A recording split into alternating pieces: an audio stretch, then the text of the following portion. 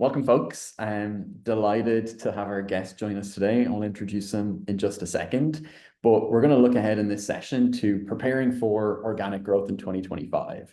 So we're going to look at some of the top trends Kevin has picked out from 2024, stuff that you all will have seen move in the industry and might have impacted your traffic in a positive or negative way. But really, we want to look at what are the learnings we've taken for the last 12 months, and then how can we apply them towards the next 12 and beyond.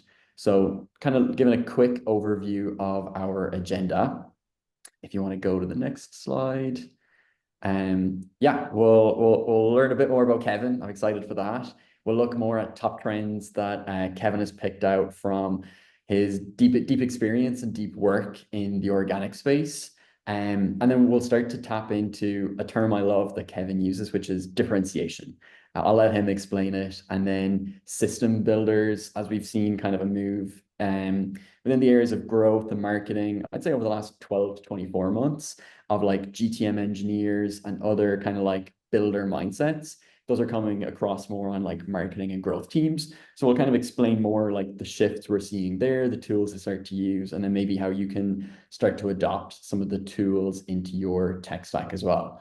So without further ado, I'd love to introduce our growth leader today, Kevin Indig. I've been working with Kevin the last couple weeks and months, and as impressive as his resume is, it's been like a pleasure to work with him. So he's built and led growth teams across Shopify, G2, Atlassian. He kind of operates at the strategic level, advising many startups and other like leading SaaS companies, and then has been a deep executioner in a good way and practitioner across many industries as well, driving growth organically and I think beyond for over 10 years. So yeah, Kevin, I'll let you add to that, but delighted to have you join us today. Thanks so much, Owen. And just want to return the compliment. Working with you has also been a pleasure. And of course, the whole team. Super pumped to be here today. I truly think that what AirOps does and is a great blueprint for the future of work in marketing and GTM. But yeah, as you already said, Owen, thanks for the introduction and bringing us up to speed. As I already said, we're looking at 2024, and we're given a bit of an outlook for 2025. I think that you can only understand the future as good as possible when you look at the past. And so 24 has been a very eventful year, lots of big tectonic shifts. And the first one, of course, is the ramp up of AI into search. I'm speaking predominantly about AI overviews, Google's AI answers. And I think the big headline here is that search is shifting more from a click out model that would send referral traffic to websites to an engagement model. And that, of course, fundamentally changes the way that we should think about search. Of course, that's a transition, right? I'm not saying we're 100% here today. We're seeing this slowly ramp up. It's a slow shift. But the danger is to apply your old mindset to that kind of future of search or that old playbook. What we're seeing today is that for the most part, on the left-hand side, so I looked at over 500,000 AI answers on Google. And what I saw is that there is a pretty strong relationship between sites that get a lot of organic traffic and sites that get a lot of citations, meaning source links in AI overviews. Even when you take out big outliers like LinkedIn or YouTube, you still have a pretty strong relationship. And so that means for now, doing good SEO still helps you be pretty visible in AI answers. But again, the question is for how long? Today, again, when you look at the biggest domains that get the most citations in AI overviews, you're looking at YouTube, Wikipedia, and LinkedIn as the kind of top three. What's interesting about that is these are two platforms that you can have agency over, right? You can create YouTube videos, you can post on LinkedIn. And so that would also be my advice, is to become more active on these platforms to influence the top AI answers on Google. Also interesting to notice that right now you see about 7 to 11% of keywords showing AI overviews, depending on whether you're on desktop or mobile, and also the type of, or the industry or the topic that you're looking at. The impact of AI overviews is surprisingly mixed. There was an interesting part in the earnings call for IAC, one of the largest media holders in the world, where CEO Joey Levin said that they're seeing AI answers for about 20% of their relevant keywords, and they're seeing very little to no impact. And you have to keep in mind that a lot of their properties target keywords that are very high intent. You see a little more impact when it comes to sites that are targeting more informational keywords, right? Like, what is X? So you got to keep that in mind. Again, the question is really, how can you optimize for this? It's basically three things. One is the content on your site. What do you have that could match an LLM answer, a ChatGPT answer, or an AIO answer? Two, becoming active on YouTube and LinkedIn. And then three, what is net new content that you don't have today that could provide a better answer than what Google shows in their AI overviews, or even what ChatGPT and Co. show in their answer. So that's where we stand today. And I'm making a bet that in a year, we're seeing a lot less overlap between sites that are doing well in organic search and a lot more between sites that are doing well in organic search and that are being cited in AI overviews, and a higher overlap between sites that give a better answer and them being cited in AI overviews. So I'll leave it to that. And I know we have a couple of questions to go through. Yeah, I guess one on my side, Kevin, as we prepped this, was there's outliers on the left-hand side in the chart. I think you mentioned there people can start thinking about like YouTube and LinkedIn for that content. Is there a particular content type when it comes to those channels? Like, as we put out, like, let's say personal LinkedIn posts, I haven't seen those crop up in those AI overviews. So maybe on the LinkedIn side, is it more like articles? And I think in LinkedIn, they have different like report types you can create, newsletters. Is that the way people should be thinking if they're trying to unlock those channels for the AI overviews? Yeah, great observation. The answer is it's mostly LinkedIn articles. The way to then go about this is you would look at keywords that are important for you. You would see if Google shows an AI overview, and then you would see who is first of all, what pages or sites, better said, what domains are cited as sources in the AI overview. And if there already is a LinkedIn article, can you contribute to it? You can even try comments. I think that's kind of maybe like a little hack that is not being talked about a lot, but commenting on LinkedIn articles with a good answer that might be legible for an AI overview could work, especially when that article already is cited. So you can kind of see if you can, influence that answer a little bit. But yeah, you essentially look at what Google shows, who's being cited, if you can quote unquote contribute to that cited source, or B, if you can provide a better source. So you could create a new LinkedIn article, or you could record a video for YouTube. I know that seems like a high bar because it has a lot of production costs, but I think that's actually going to become a lever where marketers are going to look at if they can create a YouTube video that specifically answers an AI answer that Google and AI chatbots are answering right now. Nice. And then I think you mentioned like folks or pages that are appearing in these AI overviews. It generally has like a benefit maybe to your domain as well, and like how other pages do. Do you feel like that's something that people should embrace? And maybe that means taking on more of like a programmatic strategy, trying to go after more of those informational and like how it works questions so that they do get surfaced, or maybe depending on a company's objectives, should they stay away from traffic that could be captured from like AI overviews? Yeah, it's a very interesting question, Owen, because I think the instinct is to say we should definitely be present in AI overviews, but I will also be honest and say that the impact is still to be determined. We don't know yet what the impact is. So I would generally say yes, but how important is it? It is very difficult to say. We get conflicting signals. some sites and industries are seeing a decline in referral traffic from Google due to AI overviews. But in other verticals, it doesn't seem to make that big of a difference. I mentioned high intent publishers earlier or affiliate sites. In that case, it doesn't seem to make such a big difference.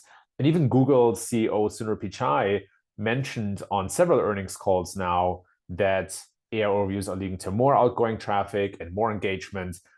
He doesn't deliver numbers though. So I would take that with a big chunk of salt.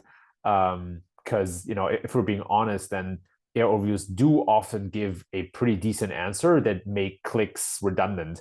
And what's interesting is whenever you look at your own behavior, or when you ask other people, I did this experiment where I asked my LinkedIn followers, and I got about 1,000 answers, and a lot of them will not click out when they get a good answer. So conflicting signals, TBD, but I think this is something that marketers really need to pay attention to. And I do think that programmatic can work in this instance, but it depends on whether you have or what types of keywords you target. Love it. Cool. Let's jump to the second trend.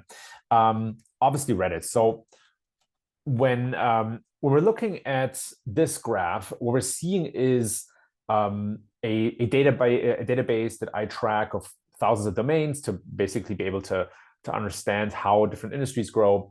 And one thing that becomes pretty obvious is that Reddit has seen incredible growth over the last, I would say, 18 months. It's not one of the biggest sites in the US. I think they're easily top 5. And it's probably the fastest growing site that the web have ever seen in terms of organic growth.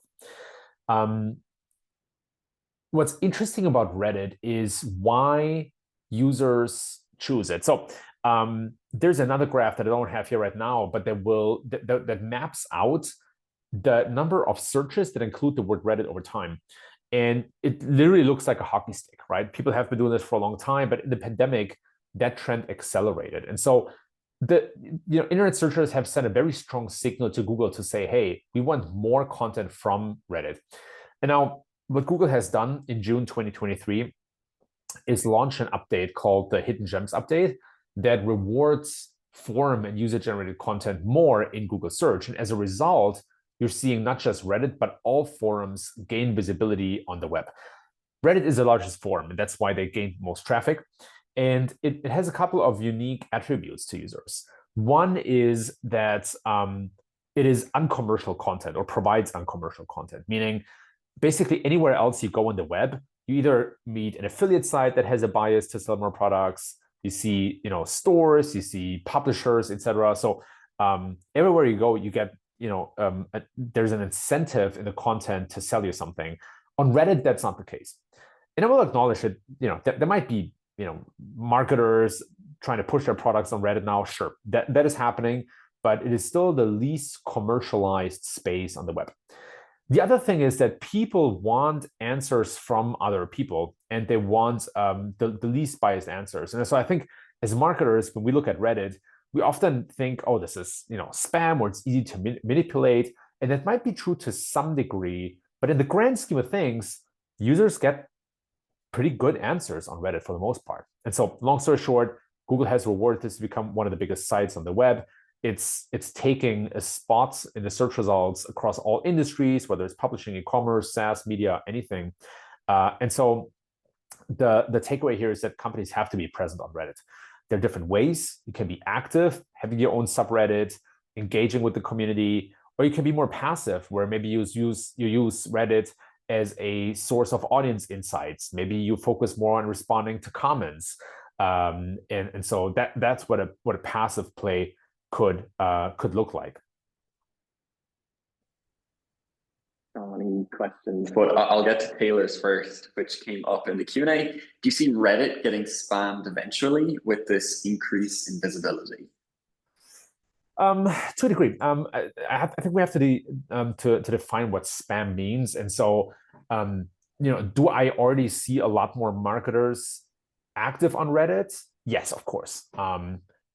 With that visibility comes an attraction to be present here and to influence the conversation. But I think that's marketing broadly.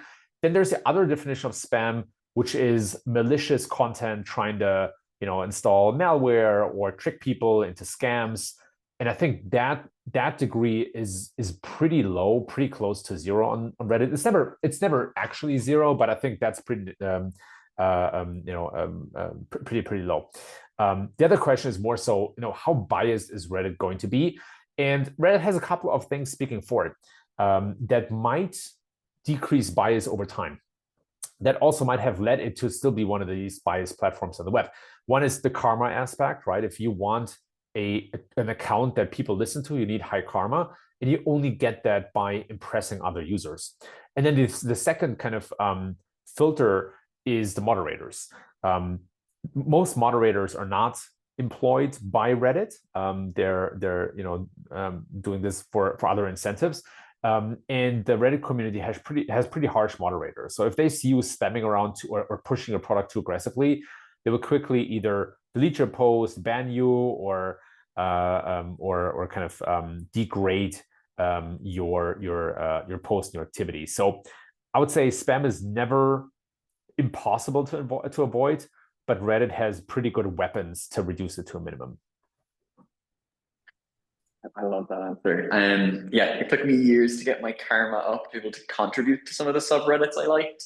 But I think you spoke there too about like engaging on platform. I think another point you mentioned was maybe marketing teams can use it for like insights for content creation. And that's actually something that we've seen people started to use like AirOps for, which is interesting. But yeah, maybe Kevin, speak to how someone that wants to use Reddit as like a source of information might start to leverage it for the content creation side of their org. Yeah, it's very interesting. There's a couple of things you can do. One is, of course, the whole like sentiment and what people say about your product and about your company and your brands. That in itself can help you just identify, okay, like how do we stand? How does the community see us? What products and companies do they compare us against? And then the other thing is, what questions are top of mind for my audience? What are they asking? What comes up in the conversations or in the threads on Reddit that maybe we should create content for? Maybe we should create some help documentation or support documentation pages, or maybe blog articles for, and that I can then translate again into maybe a YouTube video, and also use it to become part of the conversation on Reddit itself. And the third thing I would mention is maybe are all the different formats of content that you can use to engage your audience. I think the most popular one is an AMA, Ask Me Anything, but there are other really good ones as well, like a behind the scenes, for example. This is how we work, this is how we create products, this is how we design, this is how we talk to customers, this is who we serve. And then maybe a third one could be kind of reflecting the industry back to your audience. So these are the biggest problems that people struggle with. These are the biggest questions that they have. This is how the industry is growing or shrinking. So educating and informing the community about quote unquote itself can also get a lot of really good engagement and kind of position you as a central hub of that community or industry. One other question came in, which was around, what are your thoughts on owned forums or communities? Can they expect similar gains as Reddit?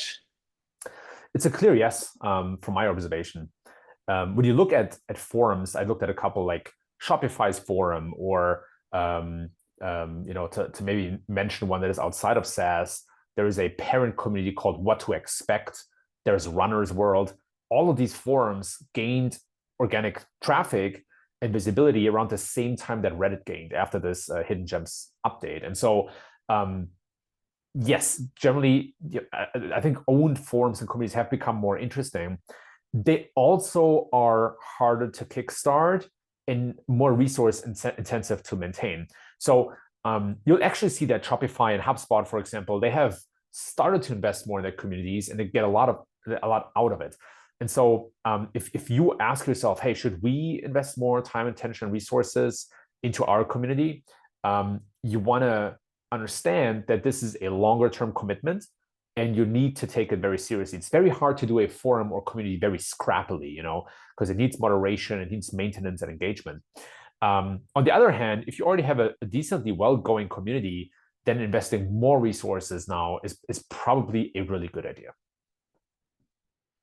Amazing. One interesting question came up here from Thomas. Reddit's far less used in France, primarily within people within like technical domains. And with your background in Europe, Kevin, what kind of hidden gems do you see popping up in EU SERPs? And I think Thomas pulled out the difference between like what happens on the US side and what happens in Europe. So yeah, anything on the hidden gem side that you see popping up when it comes to the EU? Thanks for the question, Thomas. I have not looked into forums that have gained in the EU. I think it's a very interesting question. So I'll have to take a rain check on a specific answer. What I will say is that Reddit is also gaining in European countries, and it's very interesting how they do it.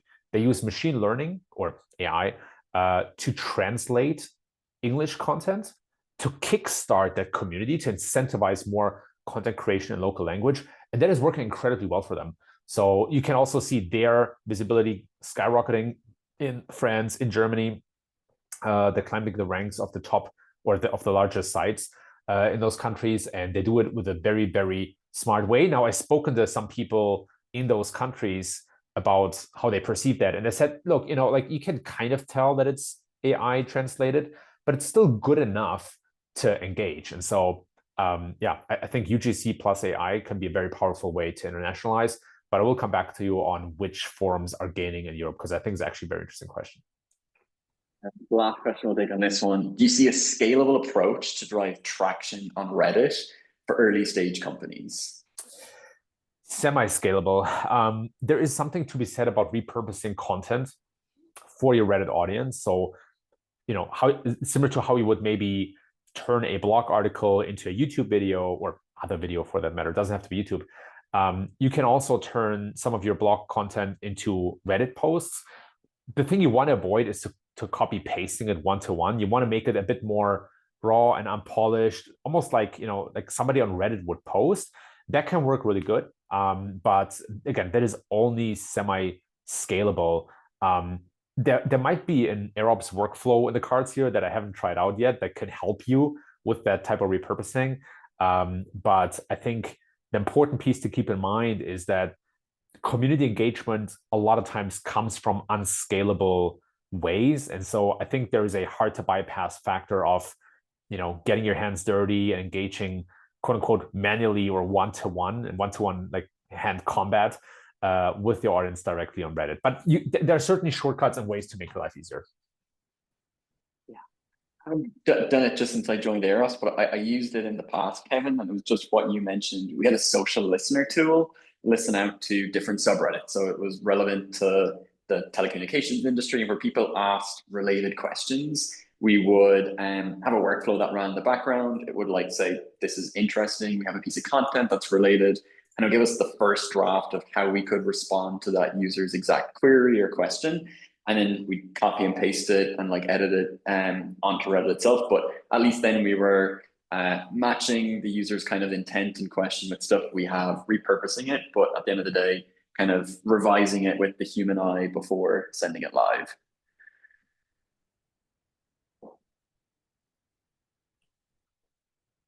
Yeah, pretty smart. Again, I think social listener tools, there are a bunch of them. I don't want to name too many names, but I'm surprised how few companies use insights from social listener tools to inform their content roadmap. It's literally stuff that people are talking about. But anyway, don't want to get off track here. I think there was one more question from Kathy. Owen, that's actually for you.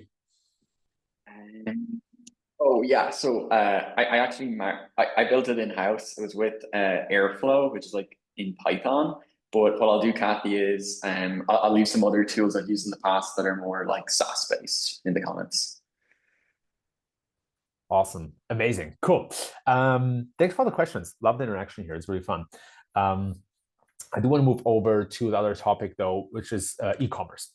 So Google has relaunched their experience in the shopping tab, and you see that on the left here. It looks very much like a marketplace similar to Amazon. You have filtering options on the left hand side, you have filtering options on the top, you have a search function, and then you have a ton of products, which I think is so impactful that you could say that Google is a new category page.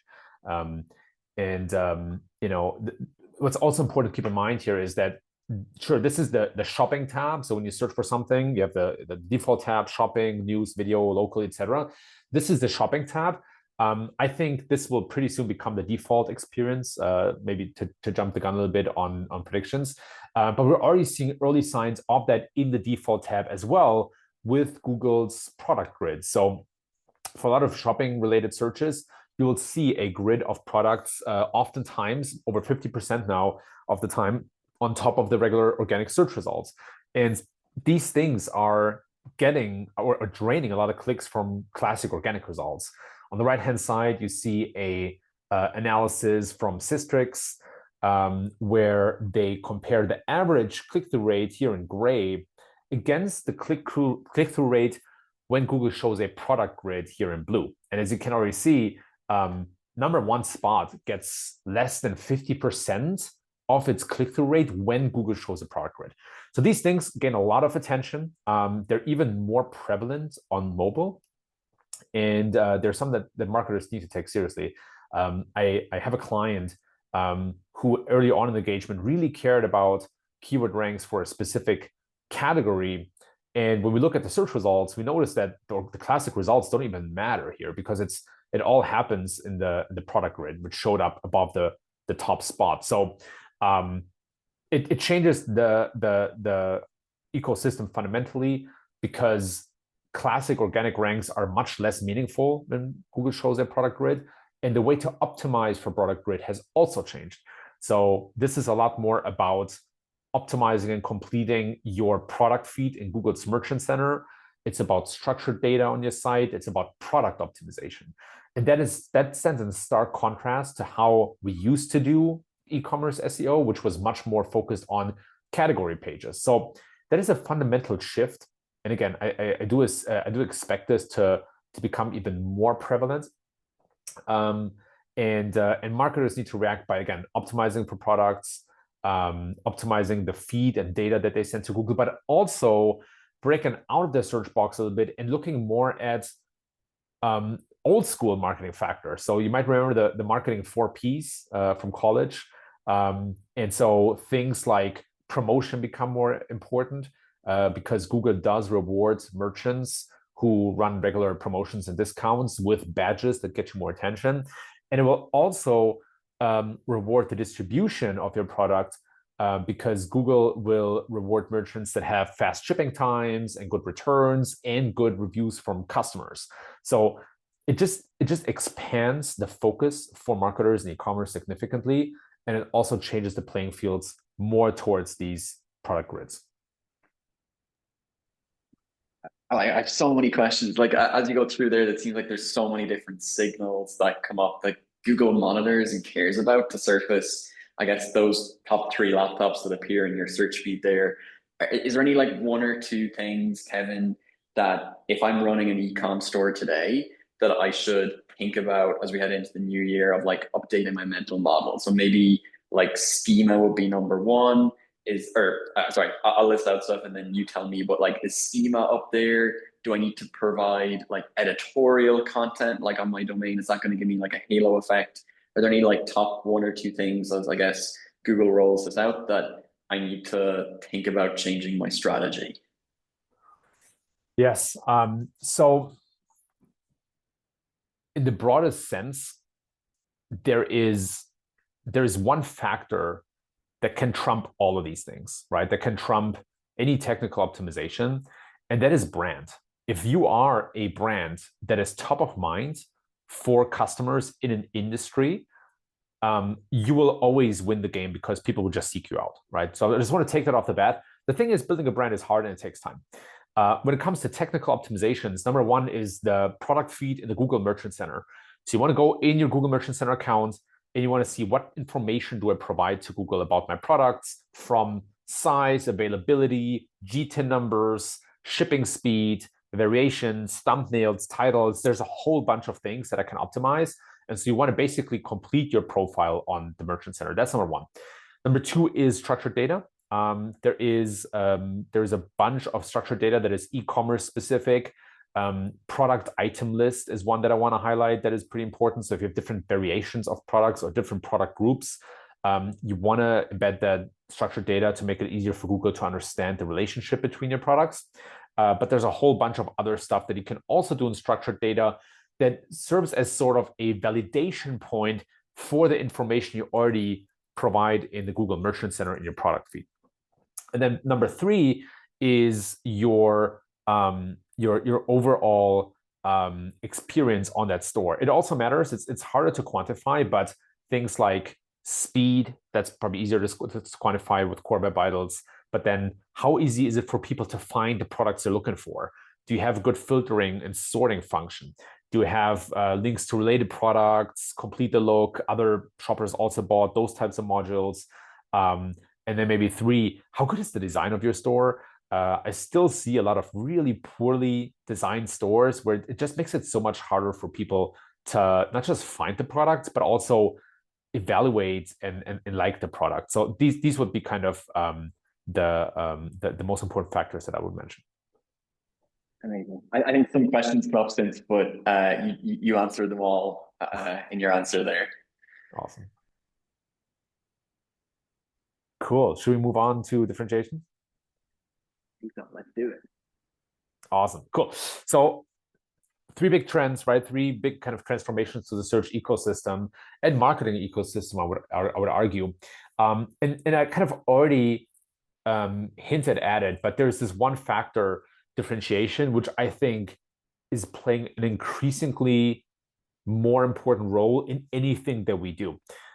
Why is that? If you're differentiated, your likelihood of building a big brand is just so much higher.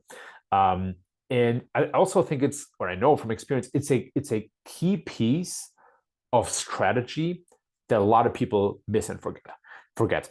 So I have a little bit of a beef with the word strategy, or better said, with all the people who misuse it in the wrong context, because they confuse the word plan with the word strategy. A plan is, as you know, something that you're intending to do in the future. A strategy is a way that you can achieve a goal by doing things differently as in differentiation. And so one of my favorite charts about this is on the left-hand side here. This is from Walmart, and it shows how they differentiate themselves in different value propositions. So Walmart has the lowest prices, the broadest selection across categories, and they're pretty present in rural areas. Now, you can already see that's where they already compete much quloser with mom and pop stores, but mom and pop stores might not have the lowest prices, they might not have a vast selection. On the other hand, the ambiance in Walmart stores, not great, not winning a lot of prizes. Sales help, maybe also not great compared to a mom and pop shop where you have somebody who maybe concierge you right when you enter the store. That's not really happening in Walmart. And so you get the point here. Walmart has intentionally positioned itself in some areas as excellent and in other areas as poor, and that is the user experience that they provide, and that leads to the brand that they provide, right? Walmart is, I think, still, or maybe they got passed by Amazon, but I think they're still bigger in terms of revenue than Amazon, and they're the largest retailer in the US. So an absolute behemoth that they were able to accomplish with this positioning. And so again, absolutely critical. And I factor that into a broader model, which is my cascading SEO strategy framework. And it sounds very complex, but it's essentially just a cascading list of questions to ask yourself in order to define your strategy. And one of the most important ones is your advantage. What is the unique advantage, something that only you can provide that nobody else has? And so, just to illustrate that a little more and how important that is, in SaaS, for example, right? When you go to G2 to look for software reviews, you'll find 722 different CRM solutions, 538 accounting solutions, 465 project management solutions, right? Which is, just think about that, right? So the key question increasingly, not just in SaaS, but also in e-commerce, as we've seen, and in media, is how do you stand out? what are you uniquely the best in the world at? What are your unique strengths? How are you Walmart when it comes to low prices and broad selection? That is kind of the key quality, or the key differentiator, the key missing piece to defining a strategy. You can literally go the way of Walmart and say, hey, these are all the features that we have, and these are the ones that maybe only we have, or where we were better than others. Or you can do the same spiel with value and see, hey, this is the value we provide. Maybe it's low prices, maybe it's high prices but better features, maybe it's better data. But whatever you do, the question is, how do you differentiate? And to translate that into marketing and specifically SEO, the big question you have to ask yourself is, how do you differentiate your content? What would prevent somebody else from just rewriting your content with an LLM, or from stealing your topics and just writing a longer piece of content, right? And a lot of times the answer is through proprietary data, expertise, maybe unique angles. But essentially you want to bring something to the table across all of the things you do in marketing that are really, really hard to replicate. And that, I think, is one of the key themes to standing out across all of these trends that we've discussed that are hitting 2024. Love it. I think we definitely echo that. We've seen success like across customers, like industry independent, where you put your data, your unique data to use, and like no one can compete. Like all they can do then is copy, and then you're always going to be in front. And any unique data types, Kevin, across your experience you've seen be put to use in this way? Like, I guess proprietary data can come from many different sources. Anything to give the audience an idea of where they could start to look if they do want to start to define their own strategy? Yeah, any product data or marketplace data, if you're a marketplace, is superior to anything else because it is by definition something that you only have, that only you have. Secondary would be any market research, meaning surveys, polls, focus groups, deep customer interviews. And then tertiary would be any publicly available data. But sometimes that works really well too, right? If you can, for example, cross-reference two different types of public data, that might make for a unique combination. But yeah, any data that comes directly out of your own house, so to say, is always superior to anything else. And again, it might take a certain size or a certain customer base to get meaningful data, but once you're there, you can literally use it to solidify your moat. Amazing. I think we're coming up to like 15 minutes left. I want to make sure folks have time for hearing about system builders and then general questions at the end. So yeah, I think we'll keep it going. Perfect. Let's do this. System builder. So looking ahead, we've spoken about big trends. A lot of that can be related back to AI, right? We have AI overviews at Google. We have Reddit, which is a countermeasure, a counterbalance to AI content. And then we have e-commerce and the new experience on Google, which is driven and personalized by AI. But we as marketers can also use AI to become not just more productive, but to literally change the way that we work. And to me, the guiding concept here for the future is called system building. And kind of the way that I explain it is that instead of running single campaigns, say like you're optimizing, 50 articles, you want to turn all of your workflows in a system that you can automate over time. And I think, to turn it into a prediction, I think over the next 12 months, you'll see knowledge workers retooling themselves because they discover that, oh man, I can use a no-code solution and AI to literally build systems out of all the workflows that I usually follow. So, and at the same time, they will increase their impact and output by at least 10x. And so, yeah, I think this is really the future of how a lot of knowledge workers, but at least marketers, are going to work. And I wanted to show you 3 examples of what that could look like. So one thing that we do a lot, especially in SEO, is we look at cannibalization. So are 2 articles going after the same keyword or user intent? And are they holding each other back? Because they make it very difficult for Google to figure out which of the 2 articles from the same domain to show at the very top. And what you often see as a result is that none of the articles rank well. The challenge here is that Google doesn't give us a cannibalization score, right? We kind of have to figure it out by ourselves. It's really hard to detect cannibalization clearly, but the things that we do manually, which is comparing the topics covered in the content, we can automate. I know AirOps has a really cool template for kind of existing or optimizing existing content based on a provided list of keywords. So you can literally punch that in and then see, hey, what are the pages that are being considered to be optimized for the same content and same keyword? And should we maybe combine them into one big article, or should we separate them further and have different focal points?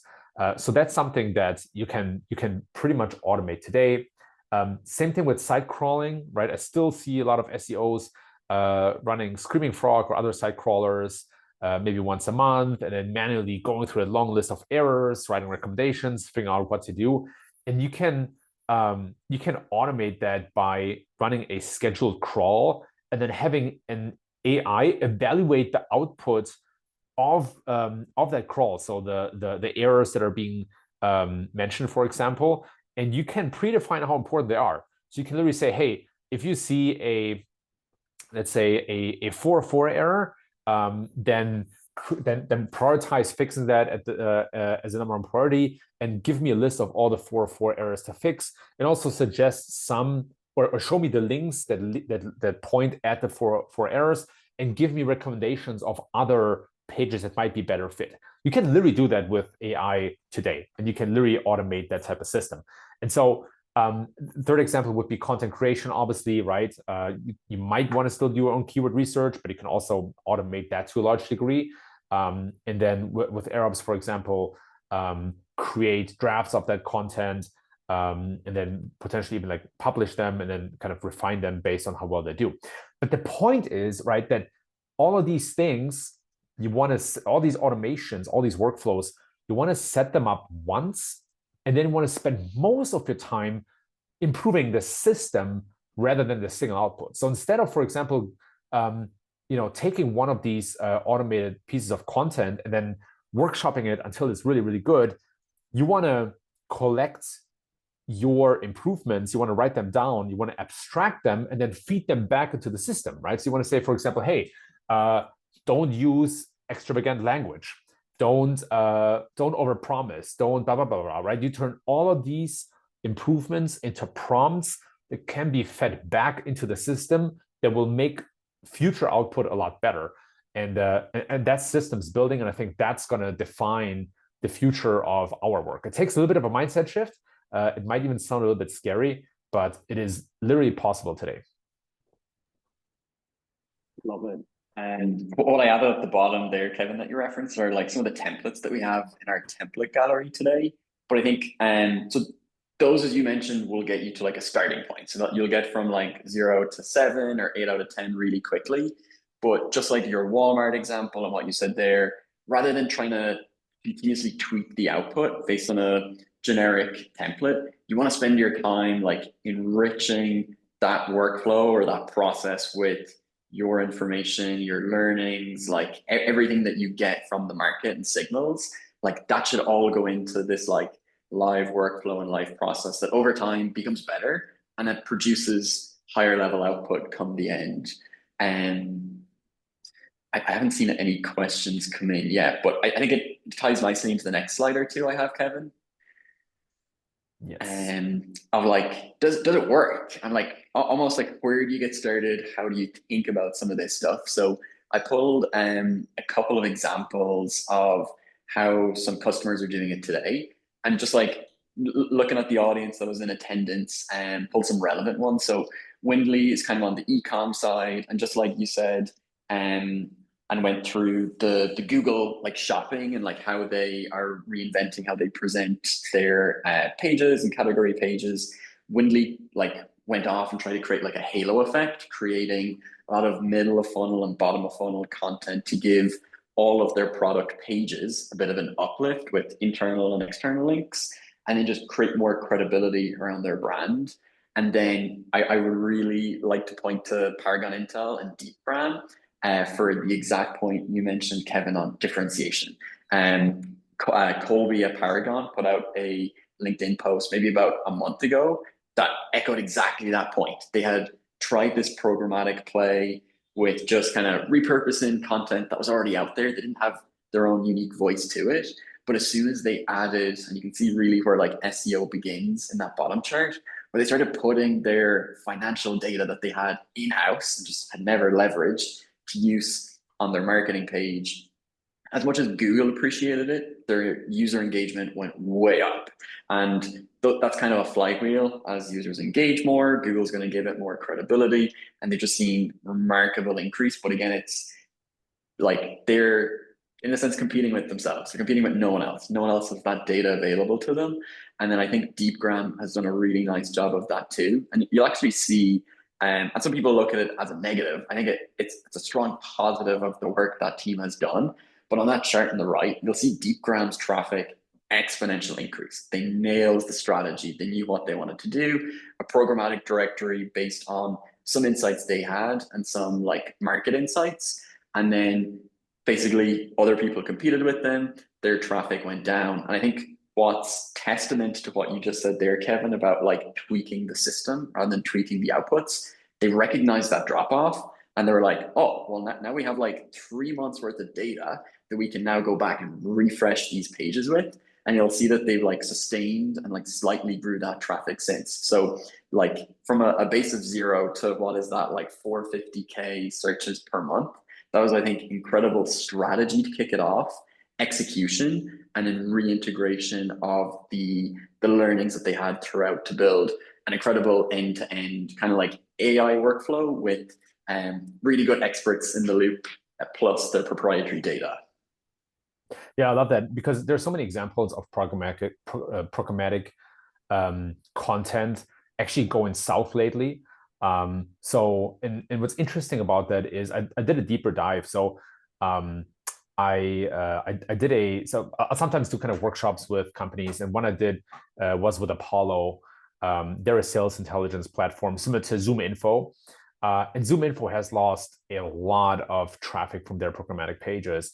And in the preparation for that workshop, I realized that a lot of programmatic pages that lost organic traffic, they're actually pretty poor, right? So when you look at the ZoomInfos, the Crunchbases, a bunch of the other sites on the web that have lost a lot of traffic with programmatic content, a lot of times it's because the content wasn't good, it was thin. They're literally spam pages, adult content names, right? So you will see these examples and people will say, oh, wow, programmatic content is dead. But it's really just poor programmatic content that has suffered. If you do it well, if there is user value, and if you ideally build it on a good, robust data set, then you can still drive a ton of organic traffic and build and turn it into pipeline as well.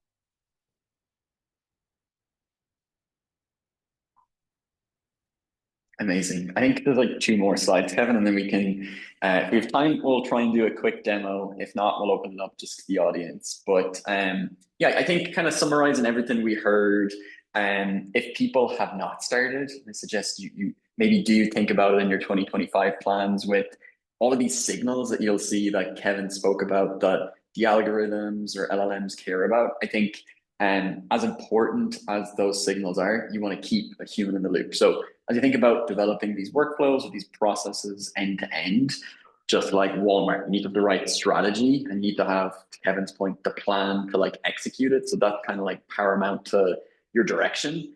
And then I think it comes down to the results come down to how you combine AI workflows, automation, and the expert in the loop. So bringing your data, maybe going outside, trying to capture, scrape third-party data, stitching it all together in the right way. And again, as that final output might not be 100% what you want, tweaking the system rather than tweaking a one-off output. And then really, really important, and I saw someone liked the phrase, but maintaining that expert in the loop. You do not want to come across a case where you're just creating tens of pages, or even just, it can be single-digit pages or a single piece of content they just push to a social channel or push live on your website without reviewing it. And all of these things, they're obviously aided by the amount of input you can give them. But you still want to have that last step that's humanized and really gives it the final quality check. So would definitely recommend trying to marry all of these things together as you think about creating the best solution and putting your best foot forward in the year to come. Absolutely. And then the other slide that you had was this one. Yeah. So I think that this kind of stitches together maybe a little bit about AirOps and then all of the points you mentioned, Kevin, around differentiation and where the market's going to go. So just as I mentioned there's kind of like 5 key inputs to a really good workflow. On the left-hand side, you'll see that we can, in AirOps, bring your brand context and bring your data. So we call that like a knowledge base and a brand kit. You want to set up your tone of voice, your style guide. You want to bring the proprietary data that we saw some examples of there from like a Deepgram or a Paragon Intel. So bringing and having flexibility to keep all of that updated, like your sitemap, will just make ongoing processes a lot more like set and forget. You don't need to continually enrich it. And then just like we showed the templates, they're good. They're a good starting point, but you have maybe a bolder strategy you want to execute on. Maybe you want to like tweak it in certain ways. That there's lots of editing that you want. So our workflow builder allows you to develop like high precision workflows.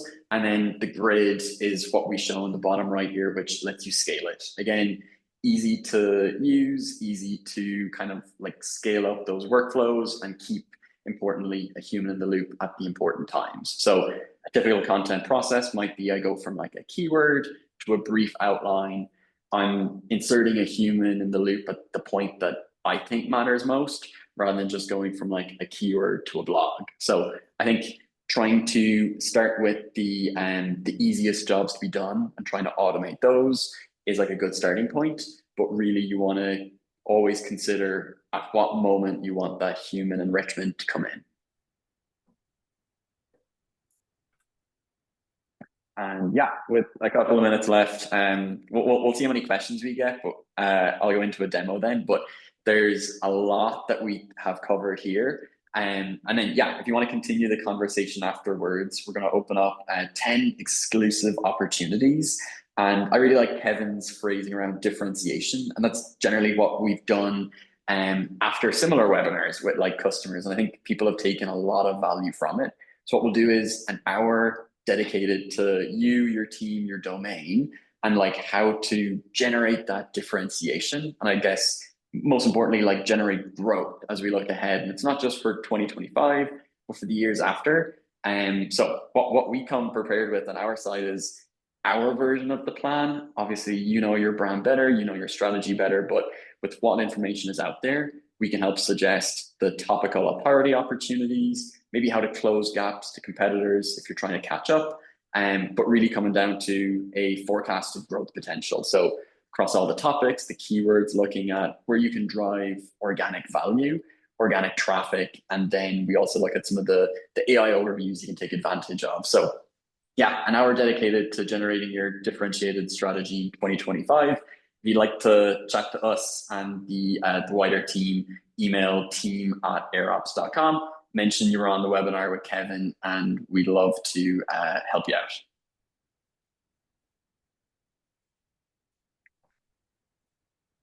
All right.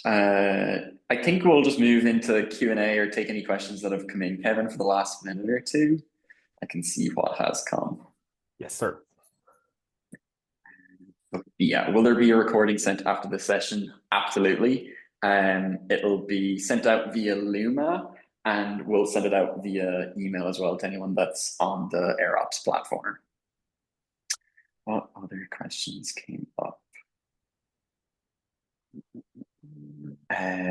Interesting, from Katarina. How do you work with getting rid of hallucinations when creating AI content programmatically?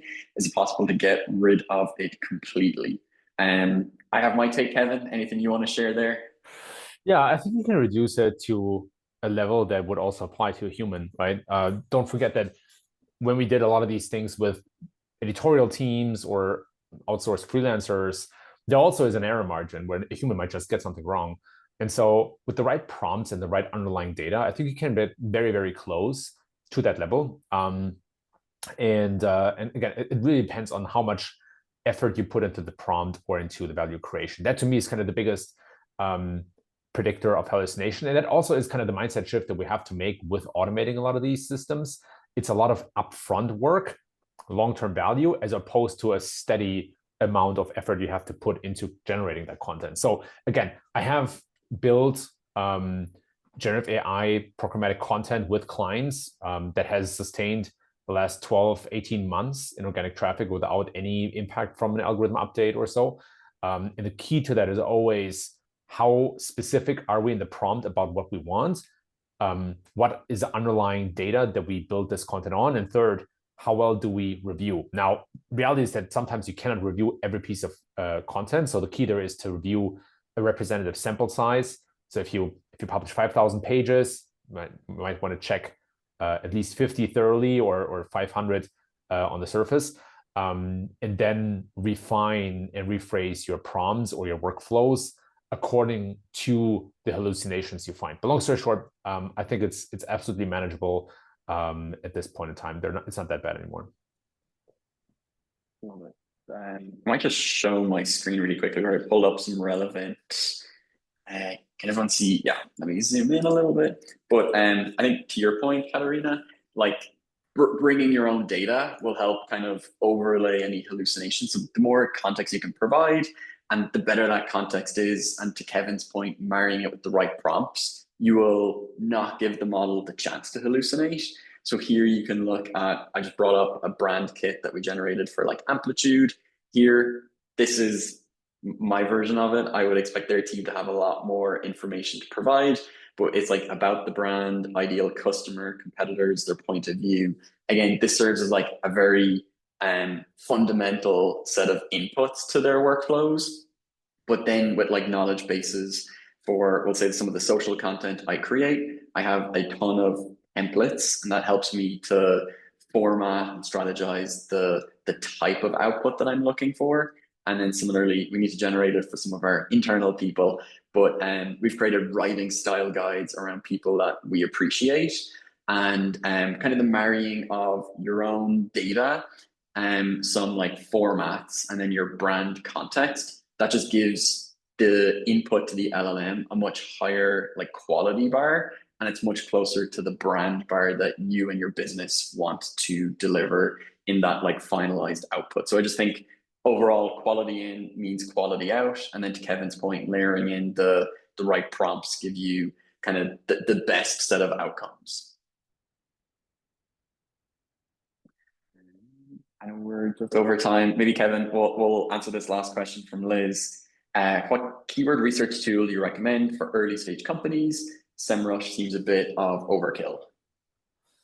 I think to me the question is often SEMrush versus Ahrefs. I think they're both great. I don't think you can do anything wrong going with either of them.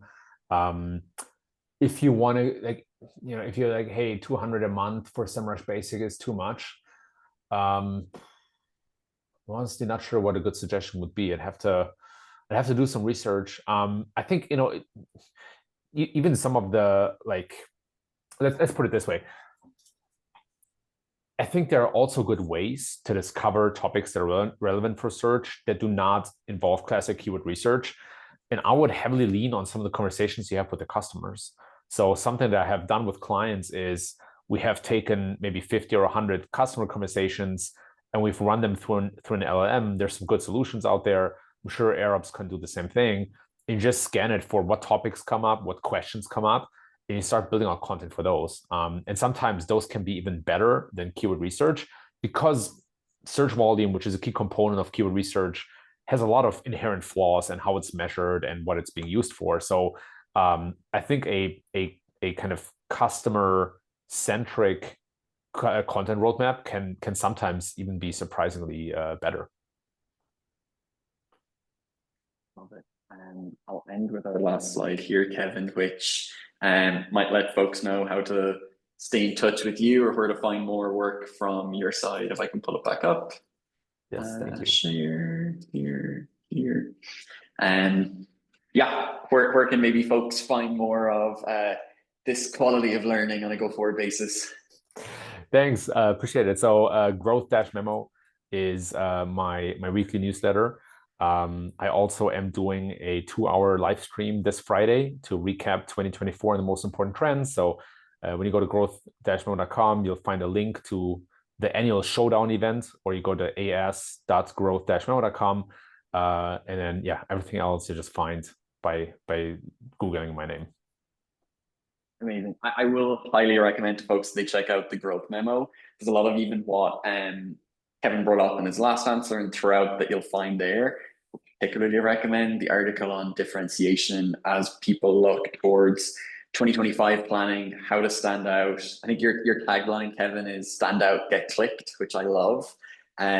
We would highly recommend folks check out that, subscribe to his newsletter. And then if other people want to stay in touch with us, here are our social handles. And then just a final reminder that if anyone's interested in diving deeper into your differentiation in the year ahead, hit us up on team@airops.com. Kevin, I know we're gone over time. Really want to appreciate your time today, the insights. I think folks leave with a lot of summarized learnings from 2024, and then good ideas of how to apply those practices and maybe the trends that are coming out in 2025 to their plans going forward. So yeah, on behalf of myself and the AirOps team, thanks so much for joining us today. Thanks for having me. It's been a pleasure. All right, team. Happy Tuesday. Have a great week and enjoy the rest of your year. We'll see you later.